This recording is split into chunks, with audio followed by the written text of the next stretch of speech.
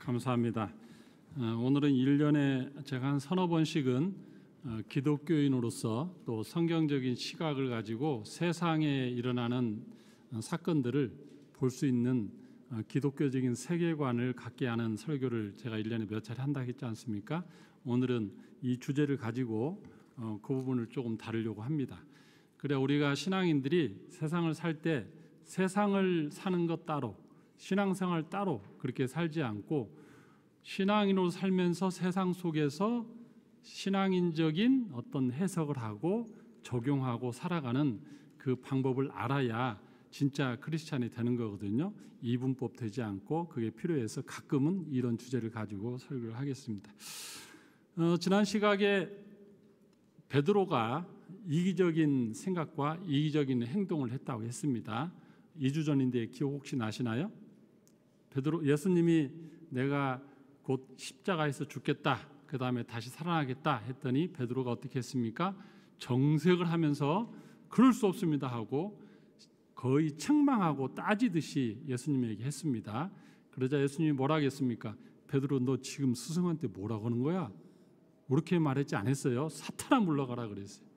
그래서 이건 그 베드로의 그 말 뒤에 그를 충동질하고 그 마음을 지배하는 이 사탄이 있다는 것을 거기서 간접적으로 알 수가 있습니다. 직접적으로 알 수 있는 게 또 하나 있습니다. 가룟 유다의 경우를 보면은 가룟 유다가 예수님 옆에서 계속해서 자기 헌금에 손을 대고 경제적인 이익을 착취했죠. 근데 예수님이 곧 죽는다고 하니까 자기는 뭐예요?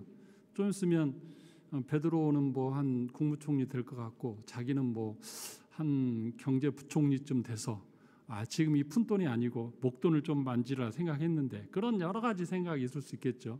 근데 예수님이 이제 죽으신다고 하니까 이분은 패배자구나 이런 생각이 들었습니다.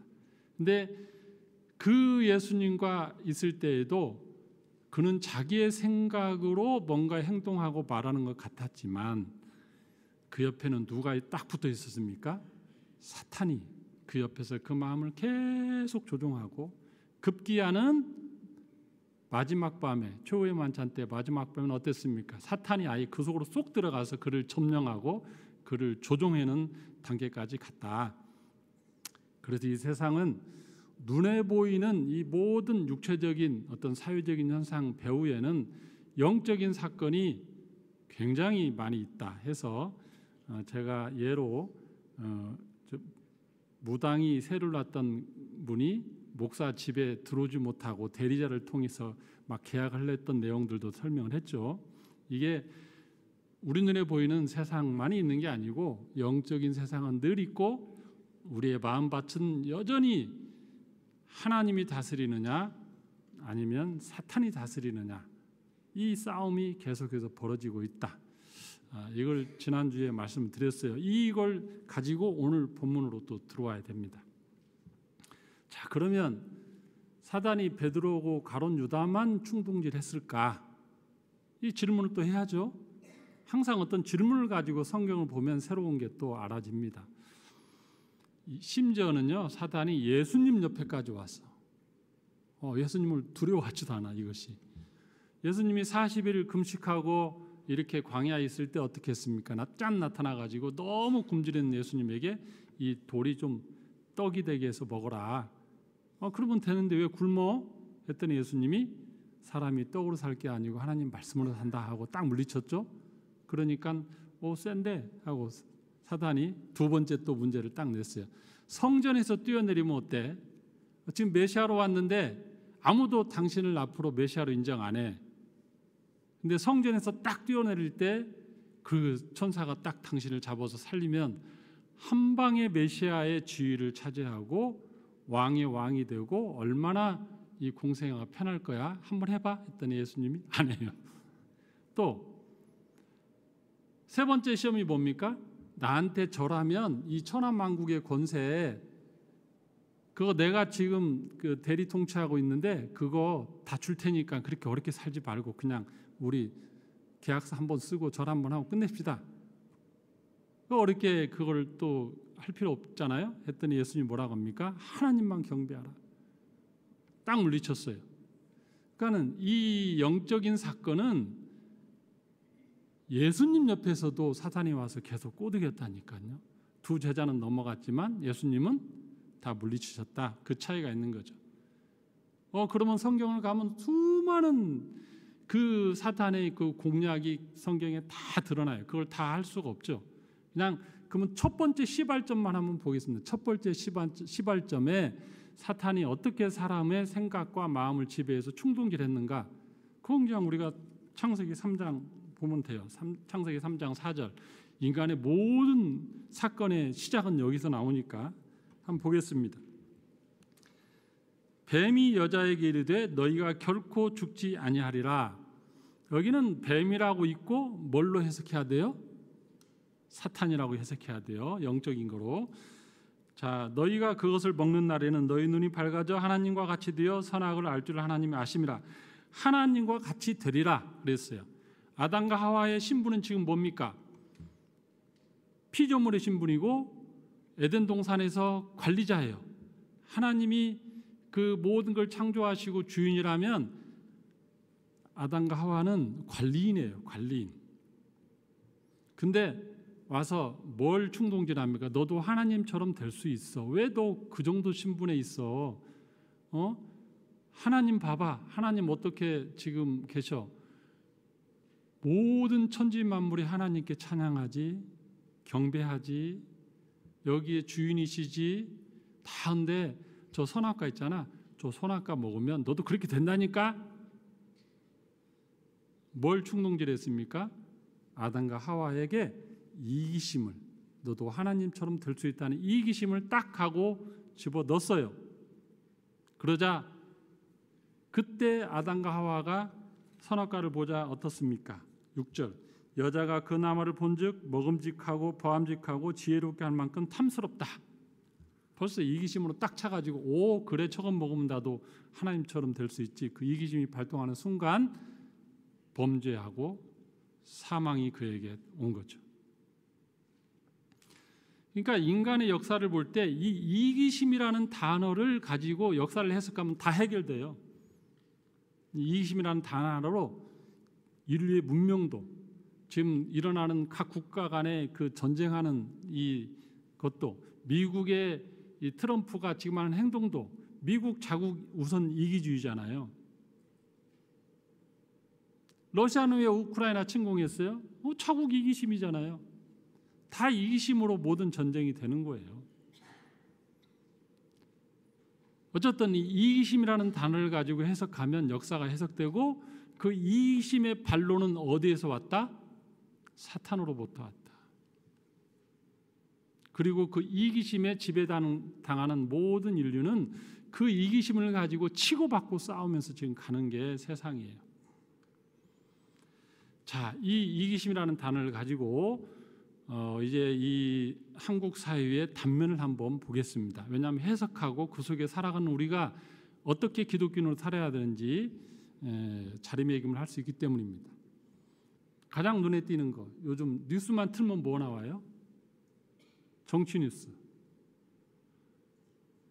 본래 우리나라는 행정부, 입법부, 사법부 3권 분립이 돼서 서로 견제와 균형을 통해서 어느 한쪽이 강한 권력을 가져서 나라 망치지 못하도록 이렇게 만들어놨죠. 헌법이 그렇게 만들어놨어요. 근데 급기야 최근에는 뭐가 됩니까? 국회 권력을 강하게 잡은 야당이 그 권력을 다 사용해서 그 자기들만의 그 강한 그 이익이 있을 거 아니에요. 자기들이 하고자 하는 막 그냥 행정부 탄핵해서 막 했어요. 그렇게 할 때는 자기들의 이익을 위해서 그렇게 한 거죠. 뭐 남을 위해서 그렇게 할 일이 없잖아요. 그랬더니 이제 행정부에서는 처음에는 당하다가 좀 지나니까 이거 도저히 안 되겠네. 나도 힘이 있는데. 행정부 수장 대통령은 비상계엄을 선포했어. 나도 힘 있어. 그렇게 할 때는 뭔가 자기의 어떤 공격받는 으로부터 자기를 지키기 위함이 행정부 있죠. 그러니까 거기에서 비상계엄 때문에 또 이렇게 막 해서 국회와 걸려고 하다가 결국에는 탄핵되고 어디로 갔습니까? 사법부로 넘어갔어요. 자, 사법부는 뭘 해야 돼요?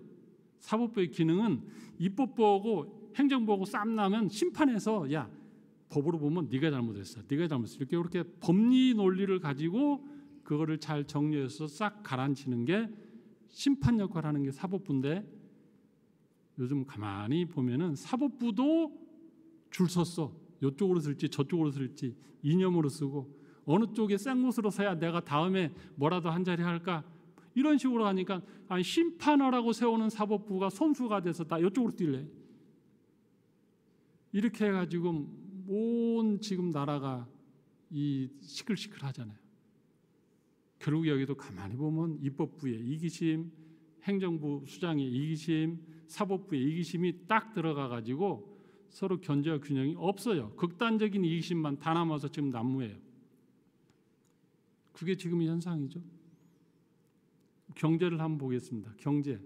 경제도 보면 결국에는 이 이기심으로 지금 이 우리나라 경제도 절단나게 되는 것을 저는 보고, 제가 이 설교 준비하면서 얼마나 마음이 무거웠는지 몰라요. 정치는 저러다가 1년 지나면 치고받고 싸우다가 1년 지나면 센 놈이 이기고 어떻게 해서 정리가 돼요.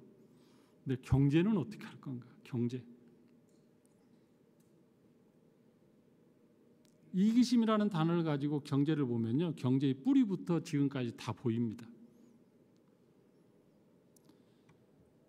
지난 26일 뉴스를 보면요, 뉴스에 뭐가 나왔냐면, 참 트럼프가 활짝 웃으면서 그 옆에 정의선 현대 회장이 같이 사진 찍은 장면이 뉴스에 나왔어요.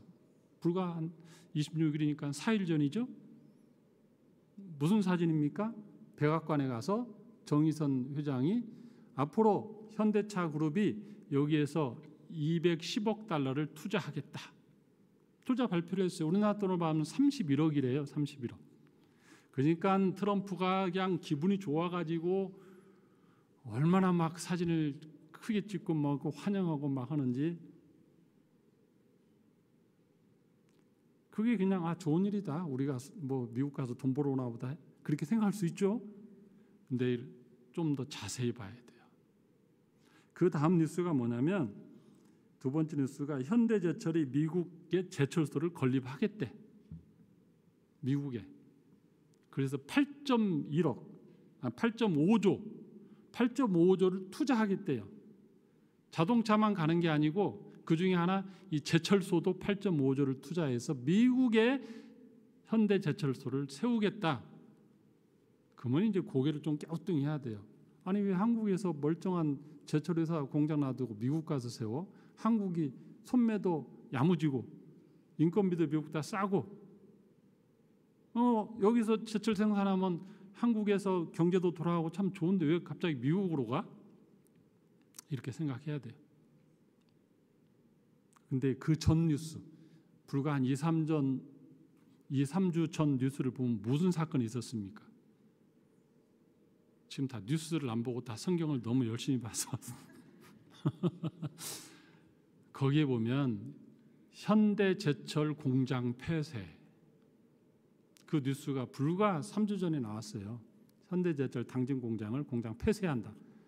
그래서 왜 그런가 봤더니 현대제철 노조가 파업 투표를 해가지고 강성으로 노조 파업을 해버리니까 사업주는 그래?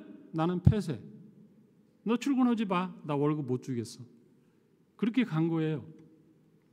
그래서 좀 더 보니까 기업주는 기업주의 이익이 있고 노동자는 노동자의 이익이 있잖아요. 도대체 뭘 가지고 저렇게 보통은 이렇게 협상해서 이렇게 딱 가잖아요. 상호 이익을 따라서. 근데 이 완전히 여기는 그냥 나 일 못 하겠다. 여기는 문 닫겠다. 아예 그냥 문 닫겠다. 왜 그랬는가 봤더니 현대제철에서는 자세히 보면 뭐가 나오냐면 보너스, 성과급, 자녀 이래갖고 막 혜택을 막 늘어났어요. 근데 현대제철이 요즘 이익을 안 내거든요. 왜냐하면 중국에서 철강이 덤핑으로 막 들어오니까. 근데도 그 많은 것을 다 달라니까 사업주 입장에서는 아니 내가 번 돈이 없는데 뭐 많은 돈을 줘 했더니 자동차 공장에서 이익 좀 현대자동차 많이 남은 거 우리한테도 좀 나눠줘 뭐 이런 약간 그런 식이에요. 우리는 돈 못 벌었어도 옆에 계열사에서 번 거 우리도 저거 많이 보너스 줬잖아. 우리도 그만큼 줘. 뭐 그거더라고. 이렇게 뉴스를 자세히 보니까 이걸 보면서 여러분 무슨 생각이 듭니까? 기업주는 시장 자본주의 자본가의 이익을 극대화하는 게 기업주예요. 노동조합은 노동자의 이익을 극대화하는 게 노동조합이고, 여기가 충돌난 거죠. 지금 대한민국에서.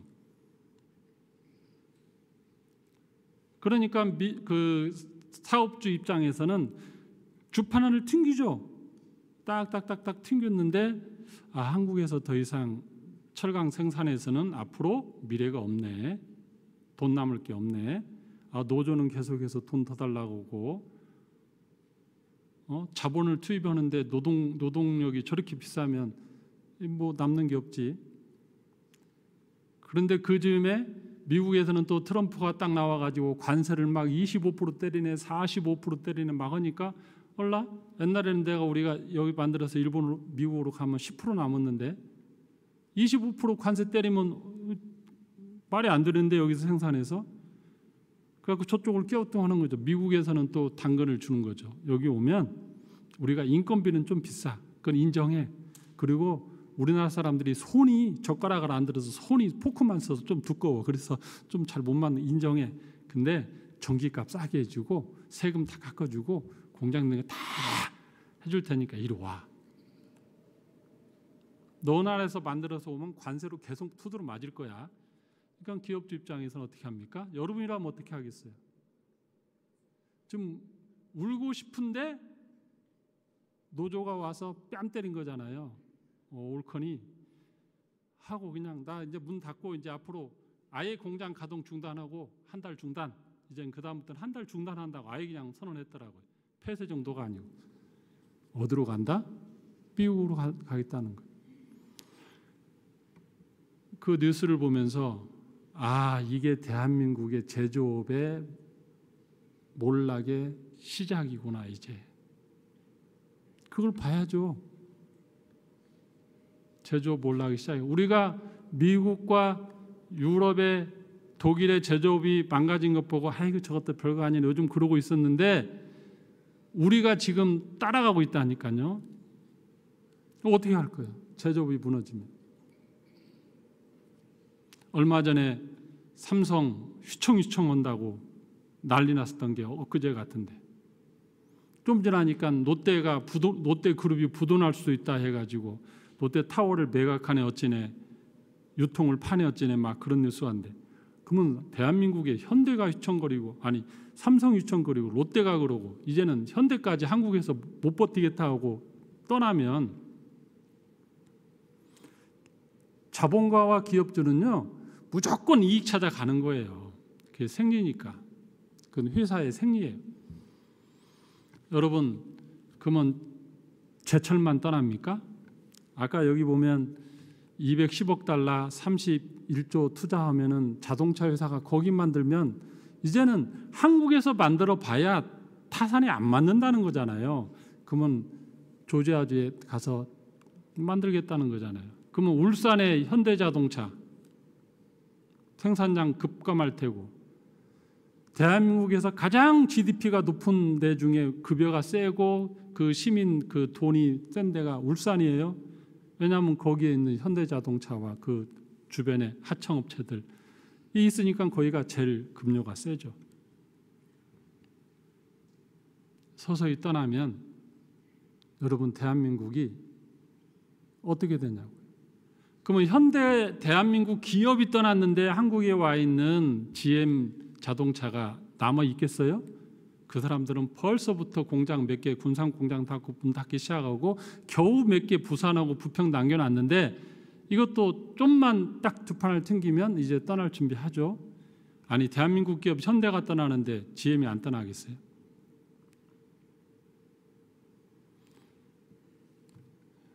이제 어떻게 살 거예요? 극단적인 자본주의의 이익과 극단적인 노동자의 이익이 충돌한 이 상황에서 서로 이제 상생이 안 되고 대한민국 제조업이 무너지는 이 상황을 이제 시작이구나. 여러분, 제가 성경 얘기 안 하고 경제 얘기하고 정치 이야기 하니까 좀 이상하게 생각할지 모르지만 세상을 보는 안목은 이렇게 보면서 성경을 봐야 성경이 더 잘 해석이 되고 이해가 돼요. 그래서 지금 어쩔 수 없이 시사적인 이야기를 하는 겁니다. 자, 저는요 어렸을 때 고무신 신고 자랐어요. 그리고 미군이 주는 옥수수빵 그거하고 우유가루 그거 타서 먹었는데 우유가루 중에 가끔은 덩어리가 있어. 단단한 덩어리. 혹시 기억나는지 모르는데 그거 입에 넣고 계속 빨아먹으면서 컸어요. 그러니까 지금보다 경제가 나빠져도 저는 살 수 있어. 까짓것 고무신 다시 신지 뭐. 지금까지 잘 살아왔는데 내 인생 말년에 경제가 무너져서 좀 못 살아? 그래도 옛날 고무신 신고 옥수수빵 먹을 때보다 나으니까 저는 견딜 수 있어요. 아마 제 나이 이상은 경제가 나빠지면 그래 옛날처럼 다시 한번 살지 뭐. 천장에 전구담아 하나만 놓고 방 칸막이 딱 갈라고 불 하나 켜면 양쪽 방이 가는 거. 그래서 저쪽 방 불 안 끄고 같이 꺼야 같이 잠드는 그런 진짜 전등 하나 갖고 했잖아요. 저 자취방에. 살려면 살 수 있어. 근데 우리 자식 때 견딜 것 같아요? 계속해서 왜 굶었어? 라면 끓여 먹으면 되지. 그렇게 말하는 요 자식들은 어떻게 살겠냐고. 그리고 심지어는 우리의 손주뻘들은 경제가 나빠져도 하락하면 어떻게 살겠냐고. 이제 시발점으로 갔는데 한국의 정치와 경제의 문제는 뭐다? 극단적인 이 이기심의 충돌로 지금 다 이기심이라는 단어로 다 해석이 돼요. 그래 경제가 무너지고 정치는 1년 정도면 센 놈이 어떻게 해서 정리될 테고 경제는 가난해지면 우리는 견디다가 되는데 후손 뭐 니들이 알아서 살아 그건 뭐 어떻게 할 거야 뭐 그렇게 하면 돼요. 근데 이게 국방에까지 영향을 미치면 어떻게 할 겁니다. 국방. 제가 이 이기심 뒤에 있는 이 영적인 걸 말씀드렸죠. 대한민국이 6.25 때 다 망할 수밖에 없었는데 인천 상륙작전을 하고 유엔군이 오고 했던 모든 것의 그 시나리오 뒷부분에 보면 부산에서 전국에 모여든 목회자와 장로들이 이 나라를 살려달라고 눈물로 기도한 그 기도의 이후에 바로 모든 것들이 역전돼서 되었던 그 영적인 사건들. 그럼 이 대한민국이 지금 존재하는 이 국방이 70년 이상을 저렇게 안전하다? 여러분 한국사를 다 한번 보세요. 70년 동안 쌈박질 안 하고 대한민국이 존재했던 나라 그 시기가 있었는가? 정말 평화로운 이 시대 하나님이 주신 축복이에요. 하나님의 은총이고. 근데 저는 세계 역사를 보면서 이제는 이것도 무너질 수 있겠구나. 각국의 이기주의와 대한민국의 이 정치 세력들의 이 분열로 인해서 이 뭐 자기의 집단의 이익 외에는 국방이고 경제고 정치고 사회고 뭐 아무 필요 없어요.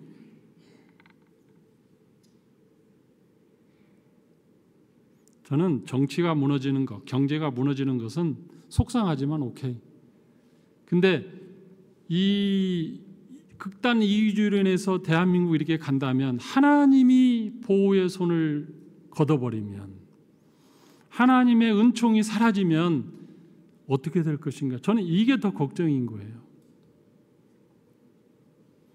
그러므로 교회는 세상 사람은 거기까지 안 갈 수 있어요. 그냥 군사력만 생각하고 우리나라 무기 잘 생산하는데 뭐 그냥 이렇게 생각할 수 있지만 우리 믿는 크리스찬들은 아 이기심으로 대한민국이 무너지는구나. 하나님께 기도해야겠구나. 기도해서 이거를 다시 역전시켜야겠구나. 이 대세를 빨리 브레이크 장치를 하는 것은 교회밖에 없다니까요. 세상은 지금 이익을 향해서 달려갑니다. 심지어는 기독교 국가인 트럼프도 이익을 향해서 가요. 저는 지금의 미국을 보면서 아 이제 전 세계 질서도 희망이 없어지는구나. 미국이 전 세계에서 일극 체계를 이루어서 저렇게 강한 나라가 됐던 것은 이타심이었었어요. 그 기본 중심의 기독교적인 그 정신과 이타심, 자국 이기주의로 똘똘 뭉치지 않았었어요. 좀 손해보면서 세계 경찰 역할하고 경제에서 좀 적자 나면서도 하고 하면서도 갔어요. 왜냐하면 기축통화의 기득권이 있으니까 그래도 되거든. 근데 지금의 미국을 보면 완전 자국 이기주의예요. 뭐 옆에 있는 캐나다 대판 싸우고 멕시코 싸우고 유럽하고도 싸우고 뭐 친구가 없어. 왜? 내 이익 앞에선 어제 친구도 필요 없어요. 내 이익 앞에서는 누가 필요해요? 푸틴이 오히려 필요해. 뭐 이런 식으로 가니까 가치관도 없고 그냥 자국 이기주의로 관세 때리고 뭐 하고 막 하다 보면 미국도 저러는데 전 세계가 이게 가겠는가? 자국 이기주의로 전 세계는 대충돌로 가겠구나. 미국이 저러면. 사랑하는 성도 여러분, 우리는 지금 이기주의가 한국을 망치고 이기주의가 전 세계를 망치고 평화를 망치고 이제는 극단적인 각국의 이기주의로 인해서 무한 혼돈으로 갈 수밖에 없는 역사의 이 중대한 전환점에 와 있다고 생각합니다. 문명이라는 시각으로 보면 그래요. 자본주의와 이 노동자 계급이 충돌하고 각국의 이기주의가 충돌하고. 근데 이 이기주의라는 것을 가만히 들여다보면 뭘 봐야 된다고요? 그냥 사람들의 생각으로만 끝나는 게 아니고 이 이기주의의 근본을 보면은 사탄의 그 생각이 사람을 지배한다. 첫 시작이 아담과 하와에게 이기주의를 불어넣고 예수님이 오셨을 때도 이기주의 불어넣고 역사 가운데 이기주의를 불어넣고 베드로와 가룟 유다에게도 이기주의를 불어넣어서 계속해서 깨트리는 거예요. 그 공동체를, 세계 질서를 다 깨트리게. 그 이기심이에요.